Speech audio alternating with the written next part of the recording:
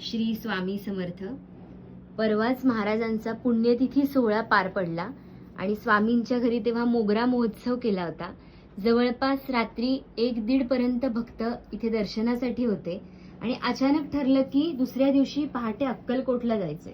आणि अक्कलकोटला गेल्यामुळे महाराजांच्या इथली जी सगळी सजावट होती, फुलं होती, गजरे पाकळ्या हे तसंच्या तसंच राहिलं आणि आम्ही लगेच पहाटे 4 वाजता अक्कलकोटला जायला निघालो. आता 2 दिवस झालेत, हे सगळं आता वाळलेली सजावट तशीच आहे. ही जेव्हा काढायला सुरुवात केली तेव्हा अर्थातच उन्हाळ्यामुळे सगळं कोमेजून गेलं होतं. ती साफसफाई आता सुरू झाली आहे. पण या सगळ्यात महाराजांनी एक खूप वेगळीच लीला दाखवली.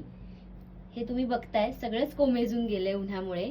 पण जेव्हा महाराजांच्या बैठकीच्या खाली आवरायची वेळ आली तेव्हा महाराजांनी केलेली ही आगाध लीला. महाराजांना तेव्हा उटी वासंतिक पूजन करण्यात आलं होतं.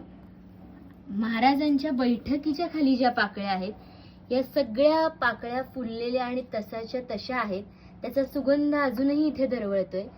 आजूबाजूचं सगळं कोमेजून गेलंय पण त्या पाकळ्यांना काहीही झालेलं नाहीये. महाराजांच्या आशीर्वादाचा सुगंध आणि या फुललेल्या पाकळ्यांनी पुन्हा एकदा स्वामींच्या घरी एक वेगळीच लीला दाखवली.